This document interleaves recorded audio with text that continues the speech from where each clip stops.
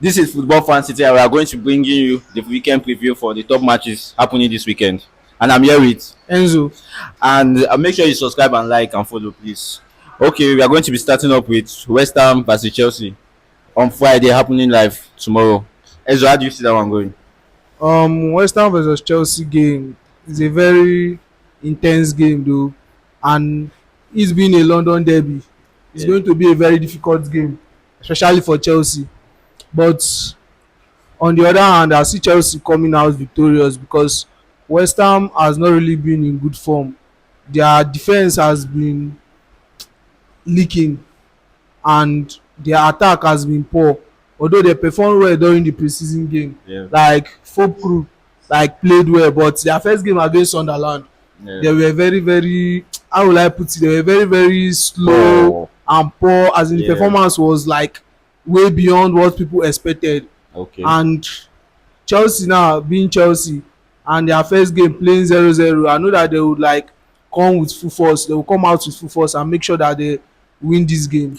Are you going to see Chelsea attack really perform tomorrow? Do you think they will perform tomorrow? Um, Everything is left on Enzo Maresca. It's left on Enzo Maresca in the aspect that him now he played Joao Pedro in the first game against Yeah. Crystal Palace, and it was like not that it was like Joao Pedro ghosted till they subbed him off the game. You understand? Yeah. Then bringing in the lap in the last game, like the lap playing just 15 to 20 minutes showed more intensity in the game than Joao Pedro. So him playing D-Lab tomorrow will be a plus for him. Also playing Joao Pedro will be a plus for him. But let's see how it's going to be because I know that Chelsea attack is going to outplay West Ham's defense. Okay. I feel like West Ham. I don't think West Ham are going to perform really well this season because I see that their board have really relaxed, especially with the likes of Kudus moving on, and they didn't even bring anyone to replace him. So that really shows that the clubs doesn't have any like foresight Normally, ahead of the season. normally, seeing things now, the position that Nottingham Forest are now, Yeah, that is where we expect West Ham to be. yeah, correct. If you say that they didn't do enough signing this season, do you know how much they spent last season? They spent way beyond last season to expect good result, but it was not. It was like what I ordered versus what I got. Sorry to You cut you understand? off. Sorry to cut you off. I feel like even though you have spent a lot, you have spent it, but you're not bringing in a vital players that are strong in that position. Because I saw they brought in Edison Alvarez from Ajax, and now they just sold him off to Fenerbahce. He spent only one season, I think, almost one season, and but I feel like the board. I think the head of their recruit is not really working really well for them. So I feel like this match against Chelsea will be a walkover for Chelsea, and I see Chelsea attack forwards scoring and making that match a win. Normally, if you are to check the two teams, like in all positions, Yeah, Chelsea are far better than West Ham in every position. yeah, In the you're field. right. You're right. So Chelsea is going to win that game, and it's going to be a very big win for Chelsea. So what is your scoreline prediction for that match? My scoreline prediction is 4-0. Okay, I will Chelsea win. see Chelsea just 2-0. I'm just going to pity West Ham though, but I feel like their defense is very poor. And imagine losing to a promoted side, Sunderland last weekend was that was really bad to watch. I saw Bowen, like Bowen was really frustrated at that match. You saying they lost to a promoted side? The promoted side that they lost to is not just a small promoted side because Sunderland has been one of the elite team in the EPL before they went to relegation, and then coming back from relegation now they made like top notch signings. Which, if you watched the game against Sunderland versus West Ham last Yeah. weekend, you see how Sunderland played. They didn't even play as if they were just coming from championship. They Yeah. played as if they were in the league. And they came with like full they were reinforced, like the head of their recruit knew what he was doing. If you Yeah. see their signings, you will know these people are serious. These people, they are just like Luton. They are just like Luton in this new season. But I feel like Sunderland were really a great team to watch though. Sunderland is a great team to watch and will be a great team to watch this season because Yeah. out of all the teams that came out of relegation in the match they won, they were the team that surprised. Yeah, Apart yeah, from yeah. Leeds, they also won Everton on Monday. Oh, but they played very well. They played very well. So Chelsea all the way. Chelsea all the way. all Greece right. for life. I'm going to give Chelsea a 2-0 nil though, but we shall see what will happen tomorrow. If Graham Potter will come up with a better, I don't know, maybe a backup plan for that is his side. But I feel like Chelsea will just risk it. Graham Potter will always use his normal slogan. He always say the boy did their best. You understand that the boy did their best. So I'm hoping to hear that tomorrow too. All right. So we'll be moving on to an early kickoff. One of the top matches for this weekend is between Manchester City versus Tottenham. How do you see that one going through? Manchester City versus Tottenham. Huh. A very It's going to be a tough one. a very tough game this Both weekend. sides coming with a win. Yeah, the both sides won their first game. Man City won 4-0 and That Tottenham one won with a big goal 3-0. match. And so far so good. Tottenham has a good record against Man City. Even from Antonio Conte to Angie, Yeah. now Thomas Frank. Yeah. Thomas Frank, even when he was at Brentford, playing against Man City is like is Man City nightmare. Yeah. You understand? I say So that tomorrow's game, wow, at Etihad, is going to be a very tough game. that. It's going to be a very tough game. But all the way, like if you watch what Guardiola is doing now, it seems Guardiola observed that his pattern last season failed, and this season he went to another pattern. Like now, what he did was that his fullbacks now, like Aitrui and Rico Lewis, Yeah. their fullbacks they are very technical. They are skillful on the ball. You understand? They are very skillful on the ball, and if you watch the first game, you see how they were just penetrating with their skills and The everything. defense, yeah. So Tottenham, on the other hand, they have a very informed Players. Mohamed Kudus. Yeah. And normally you know that when Kudus was also in West Ham, like he scored against Man City in like 3 games, if I'm not mistaken, that 3 or 2 games, Yeah. which will also be a very tough one for Man City. Yeah. And if you see the way Man City played against PSG, although I would say that maybe the first was from Thomas Frank because of the substitute he made that day, but tomorrow Man City will see a very informed Tottenham Hotspur, and again with the fit 5 and 6, that is Romero and Van der Ven. It's not going to be easy for Tottenham for Man City. Do you think that Tottenham will be going for the title? Will they be going for the title? Do you think that title challengers? No, they can be top 4 contenders, but I don't see them as title challengers. Really? Yes. Why do you think so? Normally, you can't just, on my own opinion, you can't just write off the likes of Man City, Liverpool, Arsenal, Chelsea to bring in Tottenham for the title contenders, because although all the teams made good signings, as in the money was well spent in all these top 5 or top 6 EPL team, but still Tottenham being who they will disturb, but I don't see them contending for the title. I don't see them at all contending for the title. Okay. I think tomorrow's match is going to be a tough battle between Manchester City and Tottenham. And the match is happening at Etihad Stadium. So it will be a really tough one for Tottenham, especially because I feel like the experience of those Man City players will be very, very, very,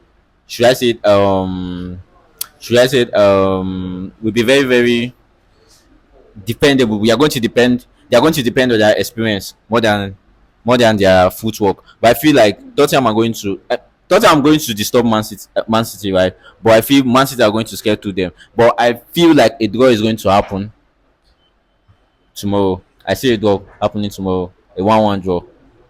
But it's going to be a good one for Tottenham though. But I feel like Tottenham are going to equalize the goal. They are going to score the last goal, so it's going to be a 1-1 draw. I see Tottenham edging over Man City.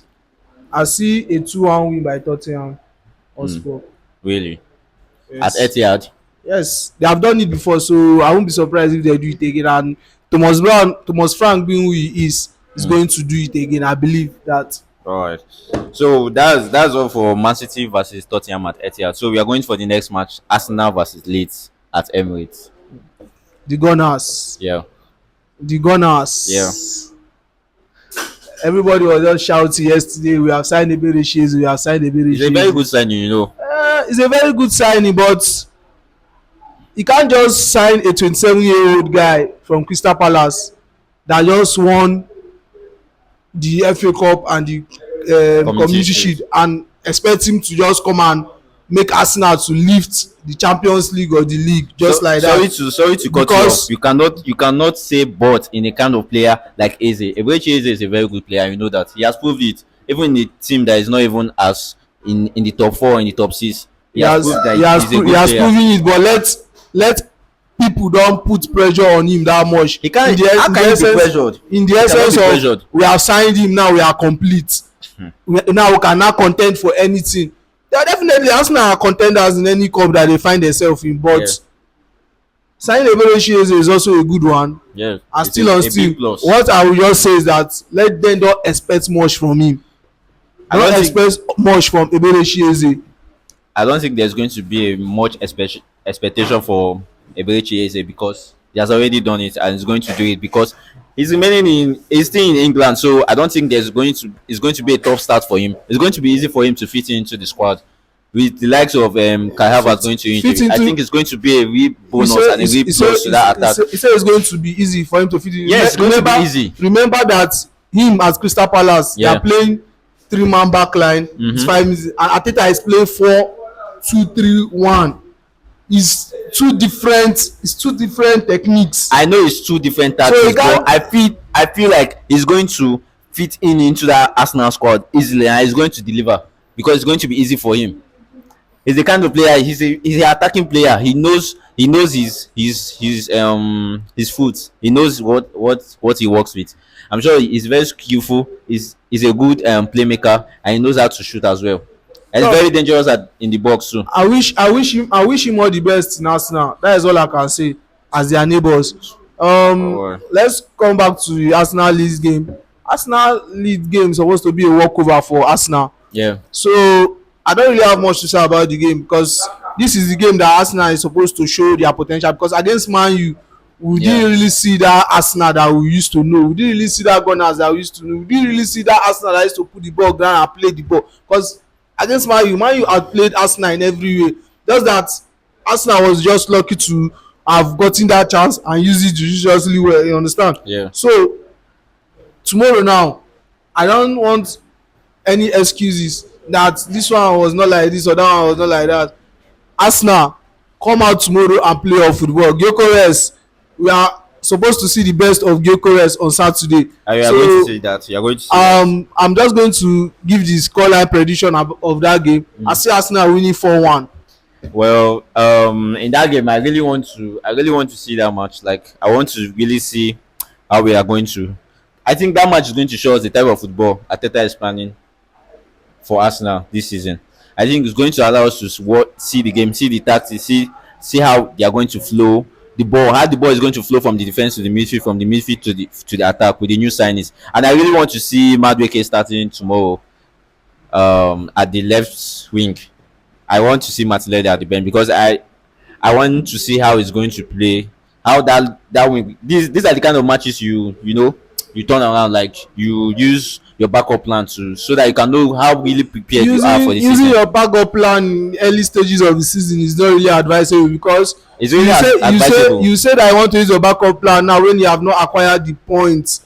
Then tomorrow now maybe when you are in match week 33 or 34 you will be like I wish we won that game by now the gap won't be like this. So I just feel that Arteta should just field in his best 11 to avoid complaints from either the Arsenal fans or the opposition fans. I think the backup plan is going to be a good idea because when you go into the season, you discover that your players are tired. You discover that your players are having fatigue issues, injuries coming here. I think it's better this kind of matches. That is where you use your plan B so that you can be prepared for the next match. And the next match is against Liverpool, and I feel they should use their backup plan now before you go further into the season, so that when you are stuck, that is when you now be thinking of using your backup plan. It's better you use them now and see how it really fits.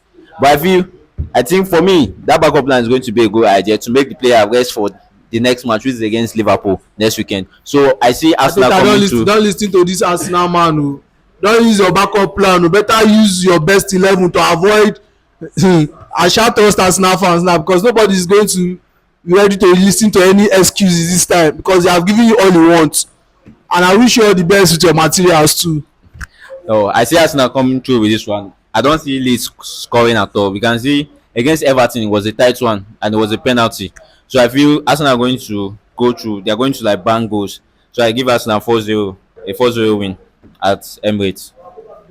That's all.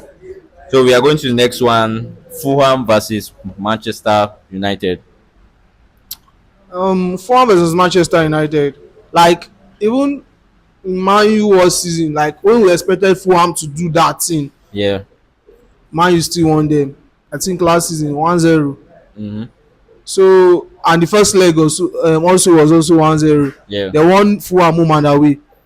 So I'm not really going to say much about it because I saw how Amorim boys played against the Gunners, that is Arsenal. So if they use that high intensity to play Fulham on Sunday, definitely I see them winning against Fulham.